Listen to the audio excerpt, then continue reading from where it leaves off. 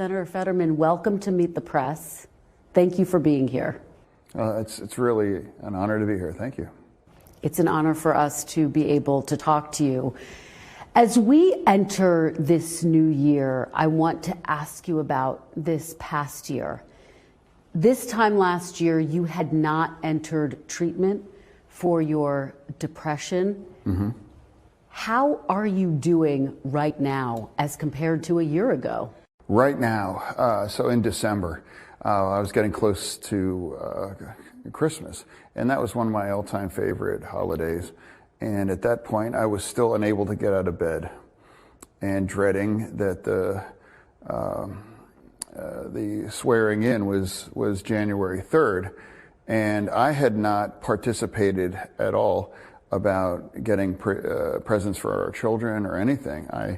I was just, people hear all their lives about the ability, I can't get out of bed, and you really can't understand what that really means. Like, you can't get out of bed until it happens to you, and it did. And now, I was scaring my children, and they were confused.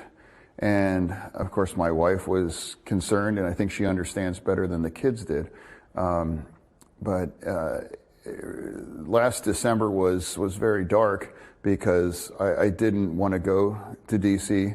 and wasn't sure what my life was going to be like. And right now, things are so much different now. And I've, the line, I'm living my best life, and I really am, because I just am so grateful. And I'm always talking about mental health because I want everybody that can hear that is that help works, and you should get help.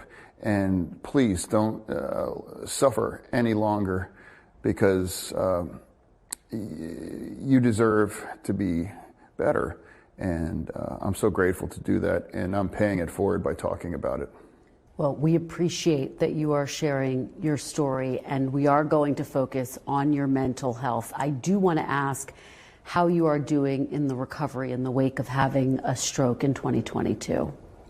Well, after the stroke, my heart technically stopped, and it was a very touch and go situation.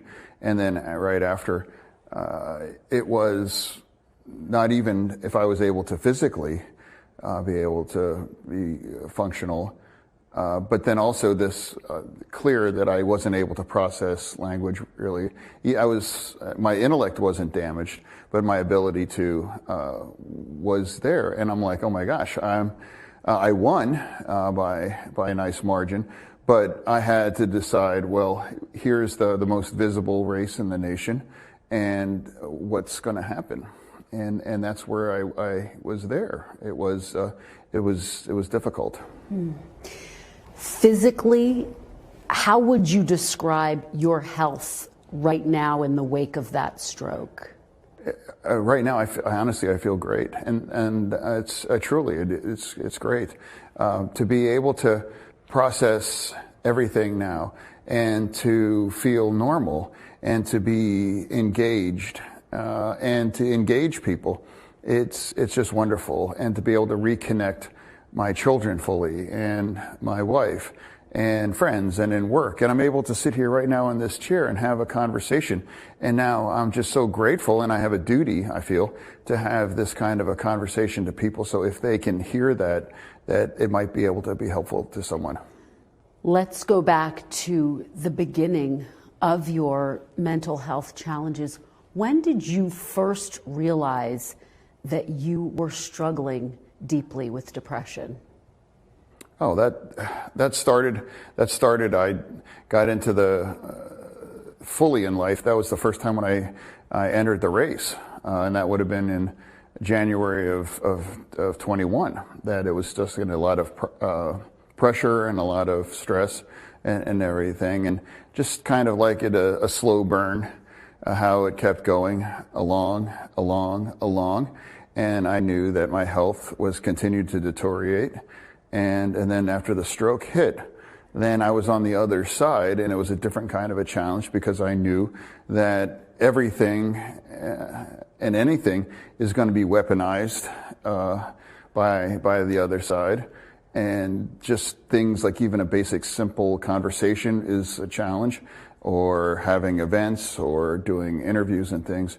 So the depression continues to continue to grow and deepen. And then there was a kind of a watermark moment was after the debate. After the debate, which, I mean, you're an expert in this, you do this for a living. That might have been, it might be a well-known kind of a debate. And we knew that it was going to be difficult. And I believe that the voters in Pennsylvania deserve to know what's been done to me and where I'm at, and it is what it is. So I'm putting myself on a stage with somebody who's very talented and live and work on television, but I wanted to be very transparent. And then afterwards, I figured from the White House down, every Democrat would be like, "Oh my God, what have you done?"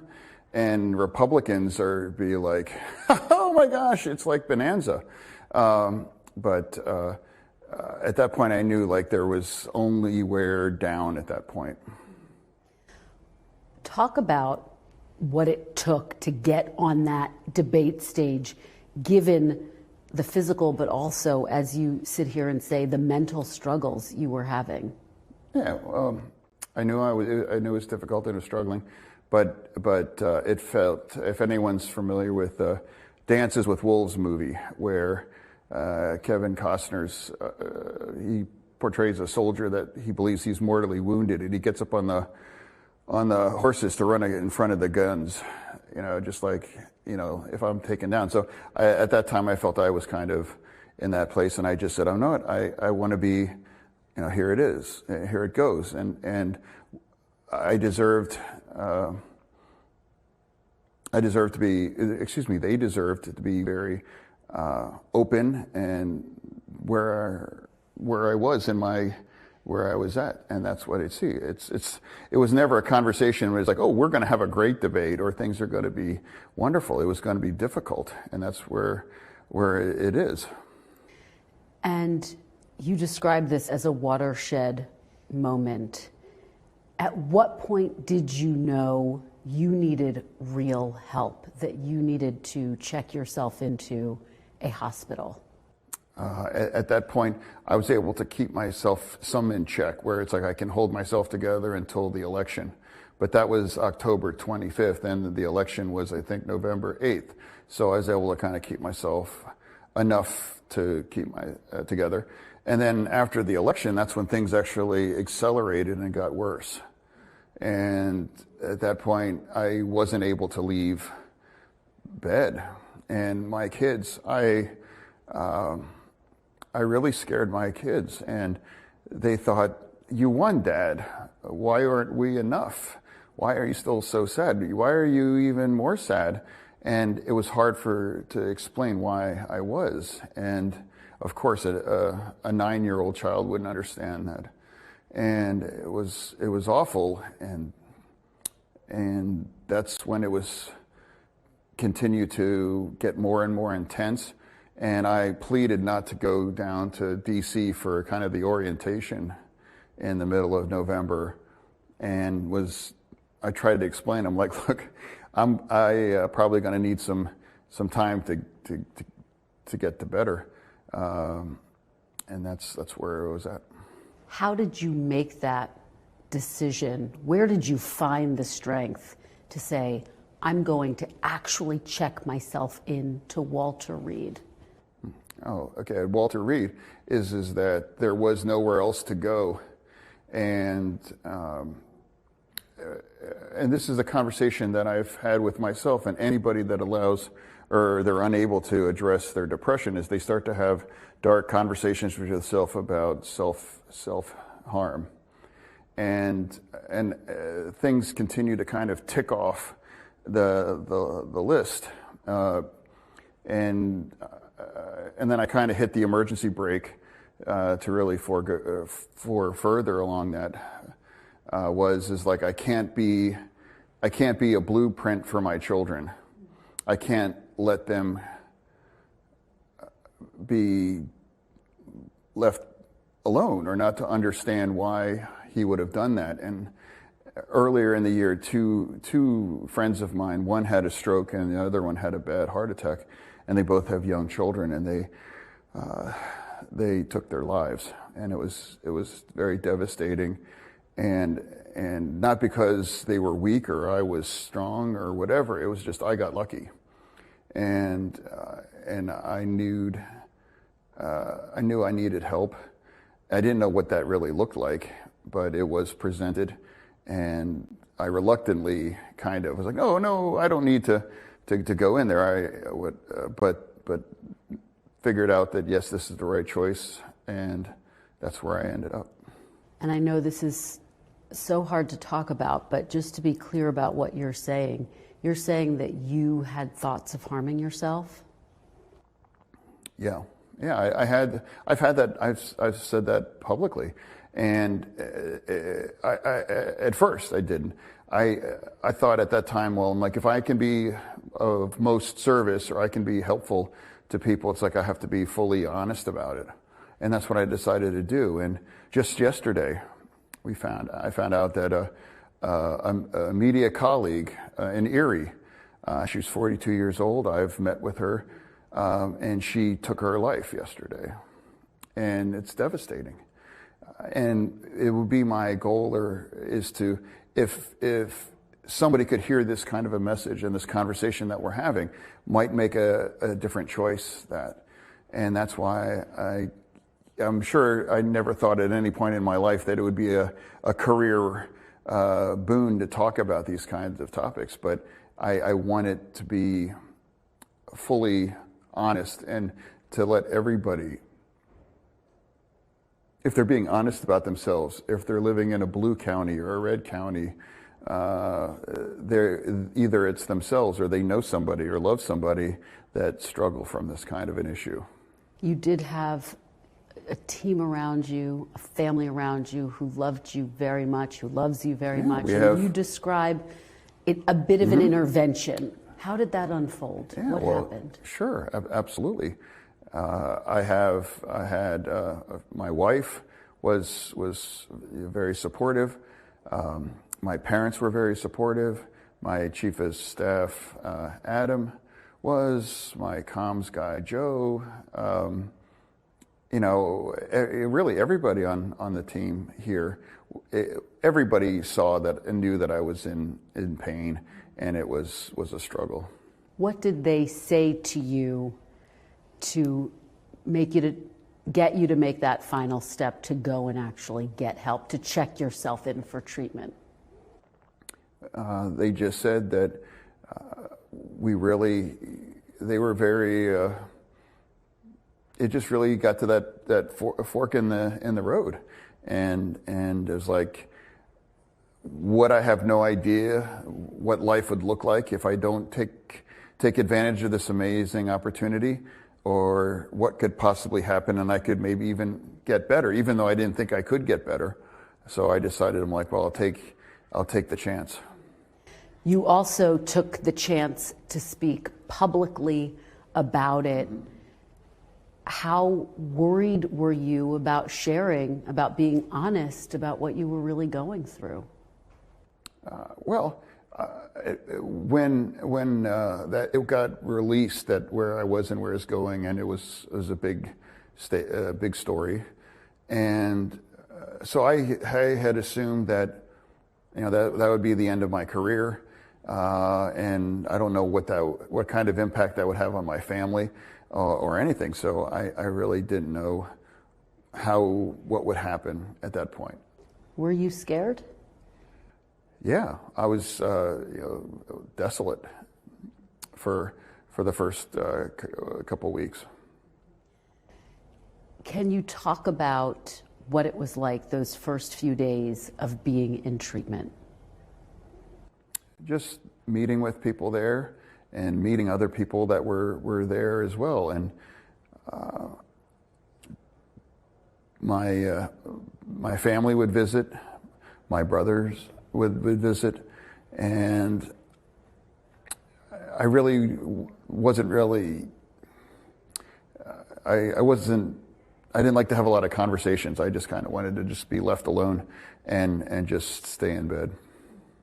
How did you start to finally get out of bed and engage in the treatment and engage with the doctors there who helped you? Just, it was more and more gradual and everything. And as more and more people would visit, and I was walled off. I didn't have TV. I didn't have the internet, and I definitely didn't hop on social media or anything. So I really had no idea what was going on outside or things, or how my children are really doing, or how my wife was dealing with the kind of all of the attention. But as more and more visits and more things, I started to get more and more engaged. And then there was a watershed moment where my children visited for the first time.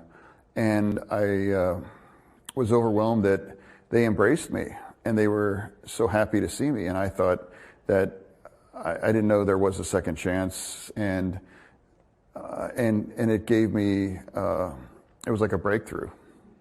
Take me back to that moment when you saw their faces for the first time after not having seen them for so long.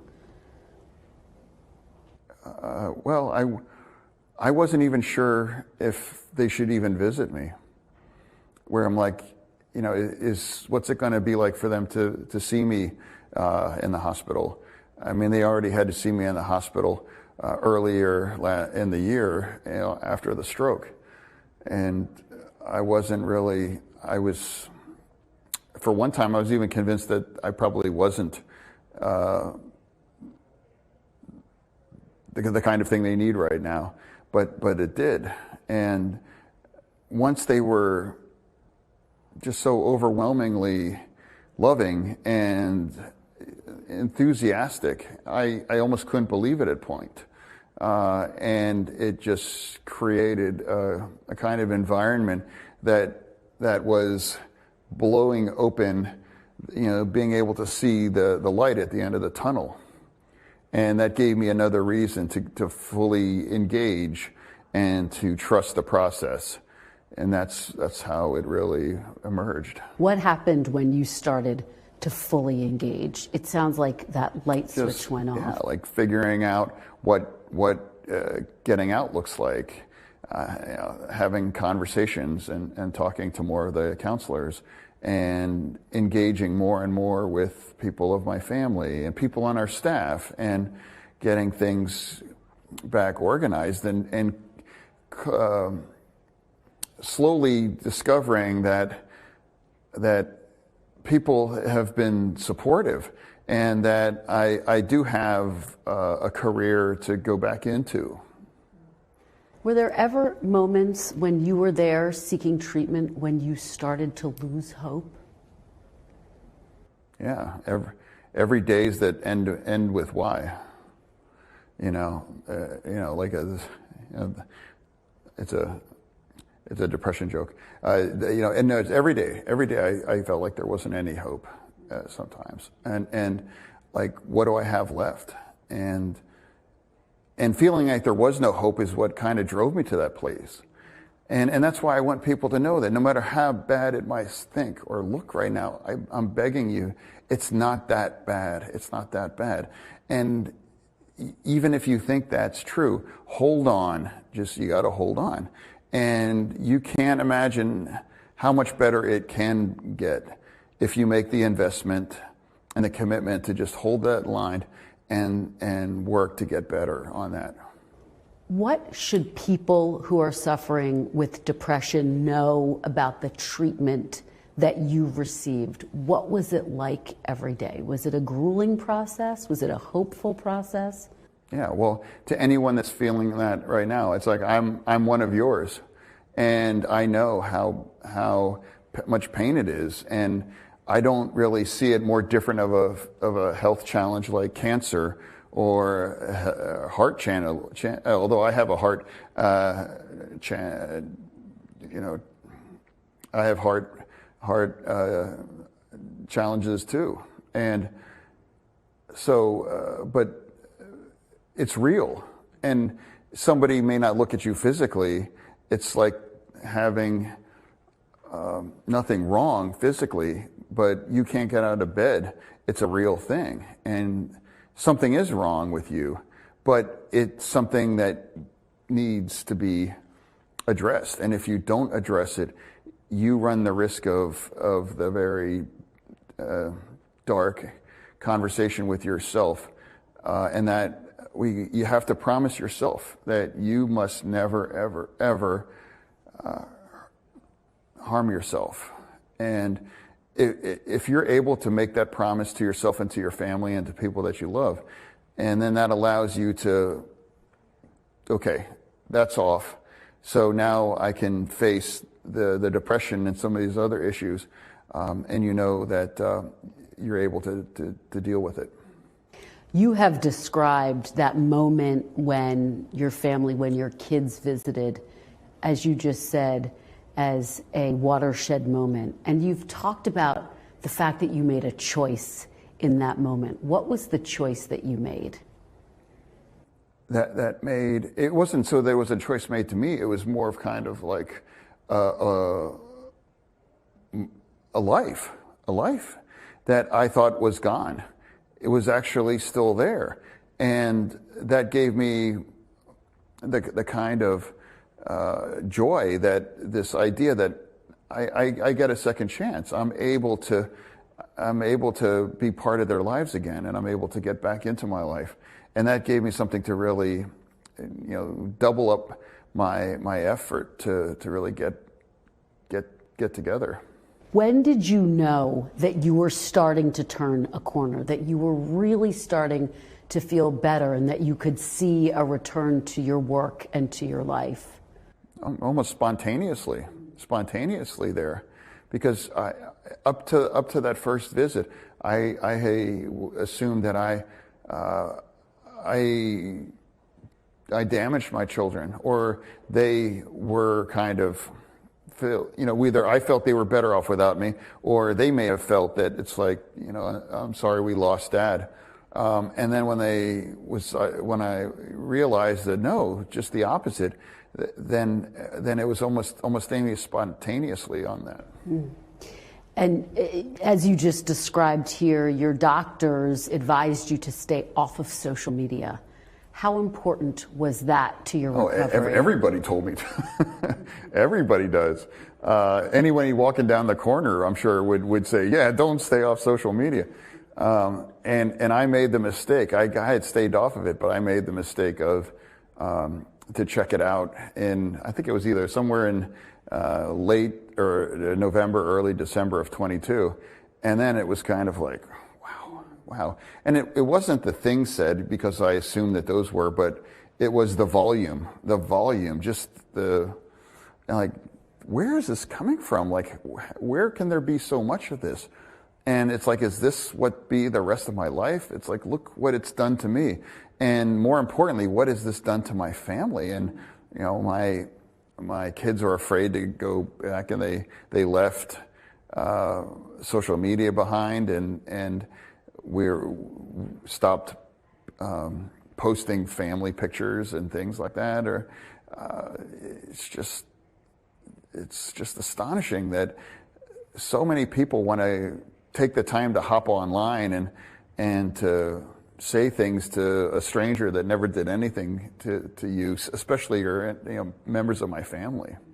Do you think that social media may have made your depression worse at the time?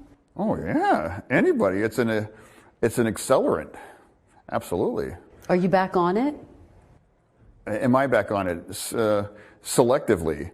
Maybe if to post something, but I don't go around like, hey, let me find something really, that, yeah, there's going to be some mean things being said or whatever. I don't have to verify it myself. I just assume it's going on.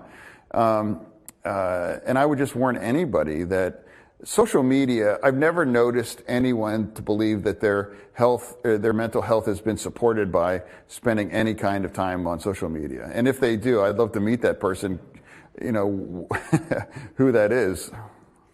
Let's go back to your recovery. At a certain point, the medical team came to you and said you were in remission. What was that moment like? It's amazing you use that exact word. Yes, absolutely. You know, the lead doctor sat down, and I was thinking, okay, what's this? And he's like, we've concluded your depression is in remission. And I was like, really? Really? And it was, to me, it felt like you're getting pardoned, or you're you know, like kind of like, really? Because I had no idea. I didn't know how long I would be there, or you know, do people observe the same things that I feel, and how I'm feeling differently, you know, inside. And then when that was validated, it was another kind of like, wow, really? And that was kind of like that was the second part of the 1-2 punch that really allowed me to fully just get together and realize that I do have a life to come back to. What was it like once you left and you started re-entering life? Were you exuberant? Were you a little afraid and apprehensive? How did it feel? I was maybe afraid at sometimes to trust it and just be like, what am I getting back into?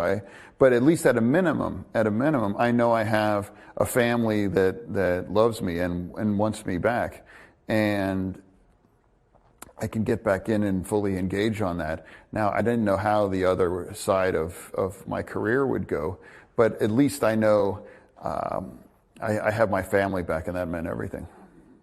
And you're not cured. This is still something you work on every day. What is it like for you every day to try to make sure that you are staying in a good place mentally? Sure. I think it's just more, I remind myself just how grateful I am. It's really just grateful. And anyone that have put themselves up to the brink and realize just how awful it feels, and it's so dark and awful, that to be able to get that close to it, to know I will ever get back to that. I will never allow myself to come back to that. And I've had a lot of challenges here over the year. My father, over the summer, he just collapsed in the kitchen and was died for 20 minutes and was on a ventilator and in a coma. And I got the message actually walking out of this very room that we're in right now, and I found out what happened, and I jumped in the car and I drove up to my parents' house in York, and I visited my father unconscious in the hospital, and I never had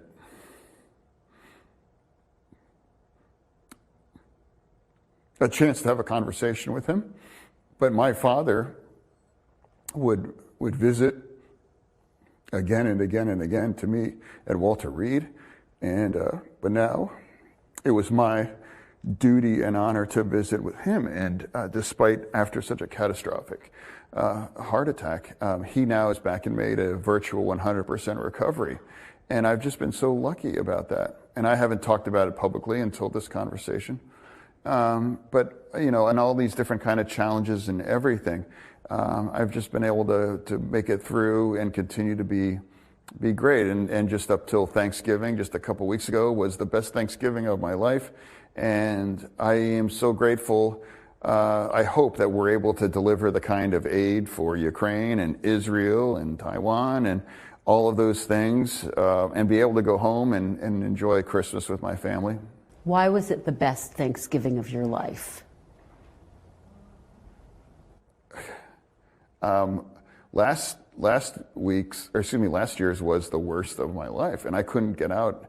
The reason why it was the best is it was the best tasting Thanksgiving dinner I've ever had, and everybody was there, and I was just so grateful. That's the thing. And I got able to FaceTime my dad and have a conversation with him, and I got to have all of my family there. It was the best Thanksgiving ever. So, and now I've had way too much inner engagement with my mortality And then after seeing what could happen, with my father, I take it every day. And even though it's just a cliche, doesn't mean it's still not very true. And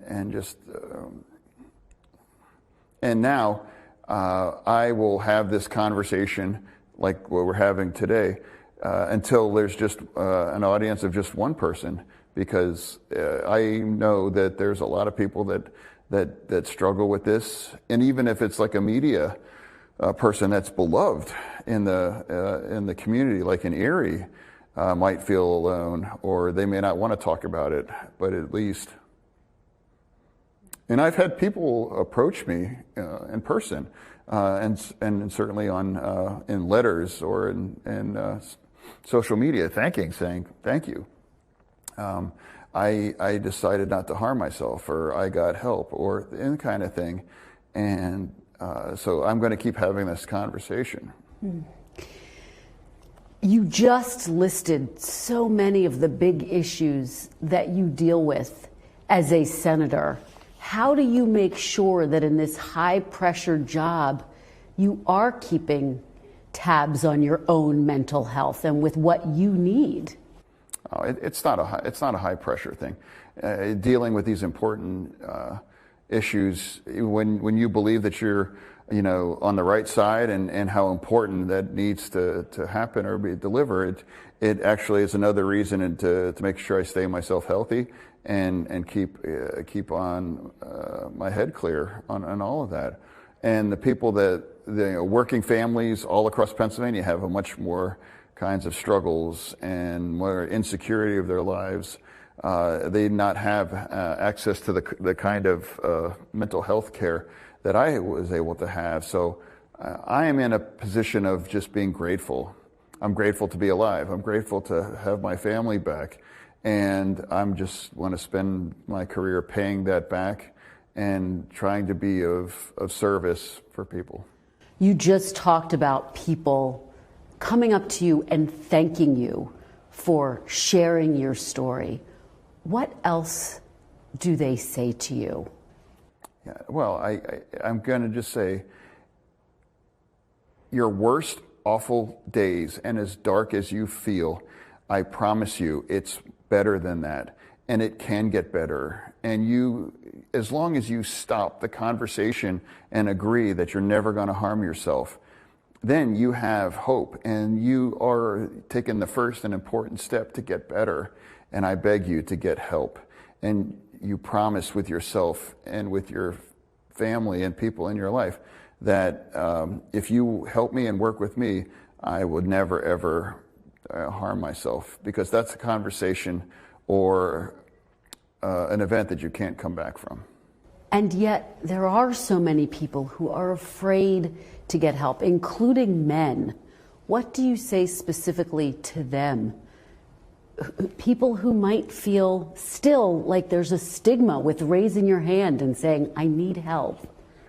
No, there is no stigma to it. And if there is, then that's anyone that holds it against you or whatever is like they're lying to themselves, because I'm sure they've had to deal with those issues themselves. And after the stroke, I contended the kind of blowtorch of ridicule and attack and $100 million in paid attack ads and whatever, and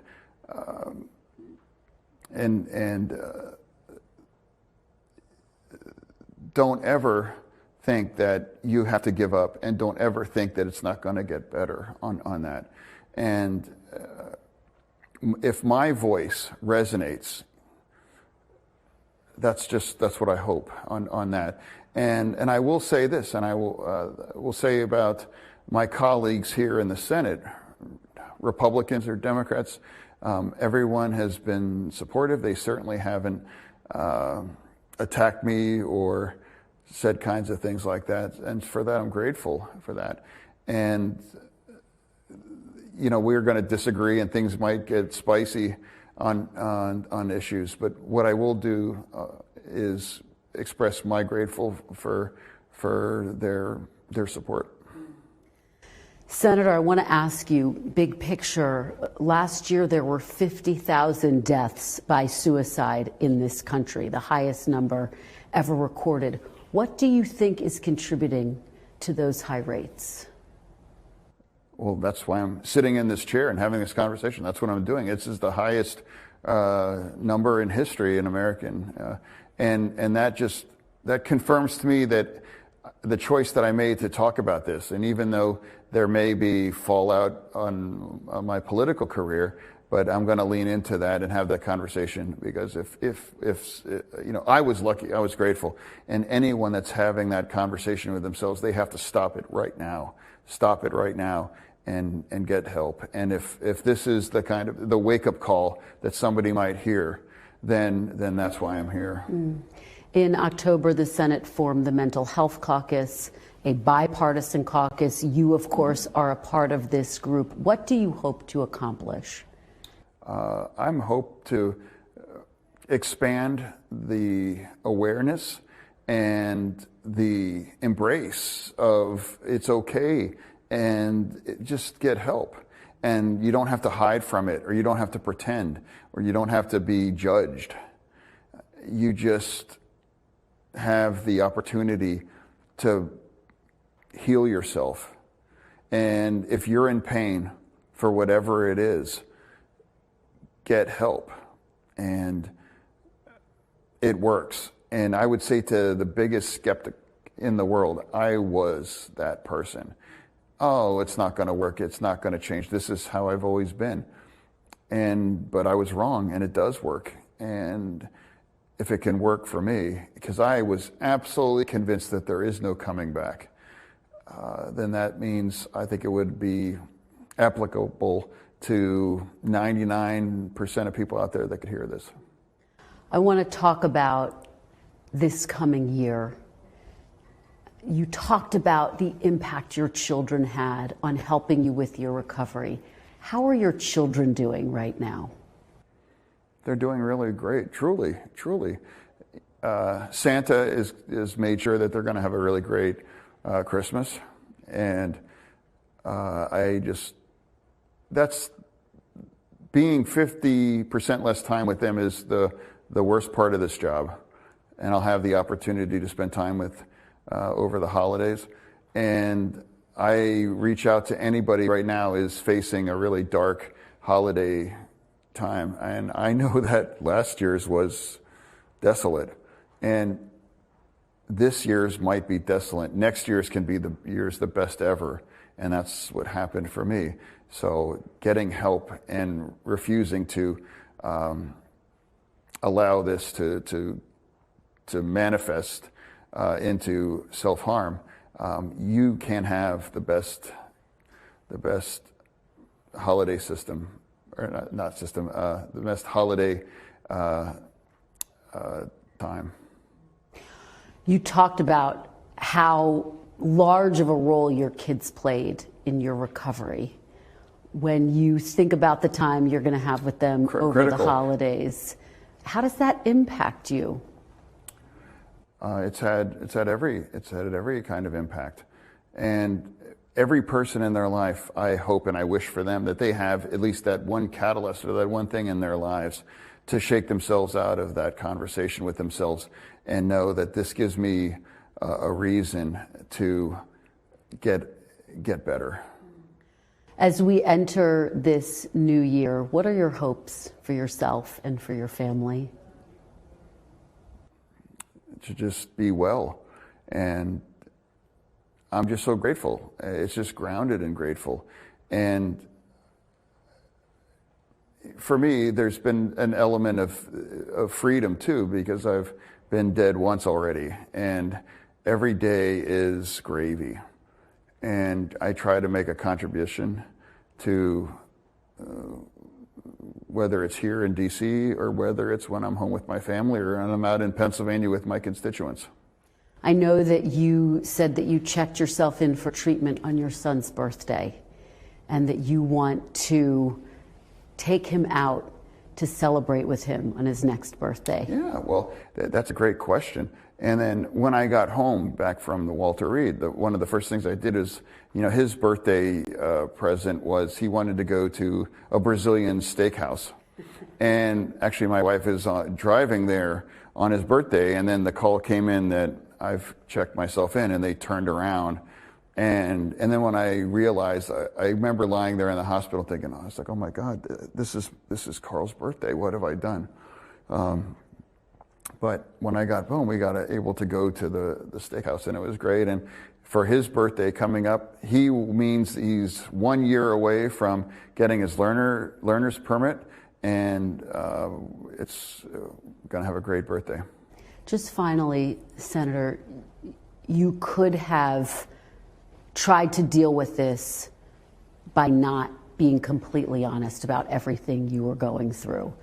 Why has it been so important for you to be 100% honest with the American public, with your constituents, about your health journey over this past year?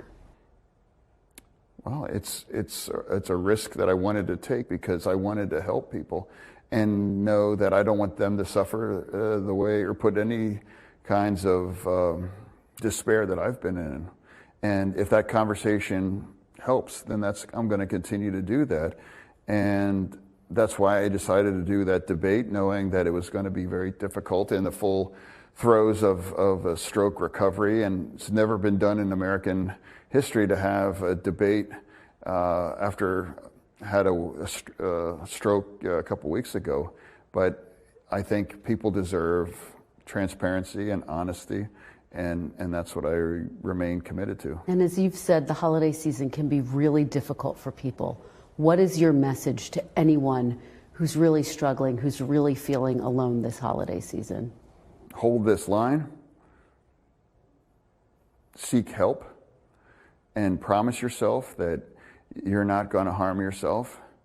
And even though you don't believe it, it's true that things can and will get better, and it's never going to be as bad as you think it might be right now, and it could be much better than it is right now. And I've lived that and started as a very dark place, as a very cynic. Great. Thank you so much, Senator. Is there anything else you'd like to say? Is there anything else I didn't cover that you'd like to share with us? I don't think so, but I will just say that this conversation is rooted in gratitude and a duty to talk about it. And sometimes battles pick you, and that's what it is. And then I also want to talk about disability, if that. And right now, I'm having this conversation with you because of captioning. And without that tool, it'd be much more difficult to have this conversation that we're having, or that I have with my constituents, with my children, with reporters or anybody. And it's no different than glasses or anything. It's a tool to engage, and it's made me much more empathetic to this idea that there's a lot of Americans with disabilities, and we need to support providing the kinds of technology and awareness to make sure that these type of tools will allow them to fully participate in their lives. And I can testify that without this kind of a tool, I would not be able to be fully participating in my life as a father, as a senator, as a husband, or any kind of a things. I know you talked about your dad and how much he has meant to you and how much he's meant to your recovery. He must be incredibly proud of you. What does he say about all of your outreach and the progress you've made? He's okay. And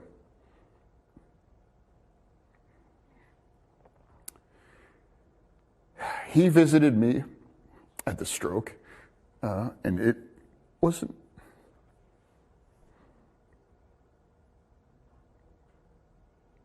They weren't certain if I was going to survive, only to survive, and then go through the crucible of the campaign, winning and then watching their son disappear and stop speaking to them and not returning messages, and then having to drive, over 2 hours to visit me at Walter Reed, and he always delivered. And then just 3 months after I left, then he collapsed. So I wondered, had all of the stress that contributed to that. And it was a long shot that he came back from something, but I'm so grateful. And now I don't take anything for granted, that I can pick up the phone and talk to him. I can visit him or just give him a hug. What do you say when you reflect on all that you've been through with your dad and all that he helped you through? What do you say to him? Oh, it's like every time I call him or every time he calls me, I answer, how's the best dad in the world doing? And it's, I know everybody thinks their own dad is the best dad in the world, and that's true, but I know my dad is, and I don't ever take that for granted anymore. Sounds like you don't take anything for granted anymore. Oh, not a chance. Thank you, Senator. Thank you so much. I really appreciate it. I know thank you. I really, really appreciate it. Thanks for watching. Stay updated about breaking news and top stories on the NBC News app or follow us on social media.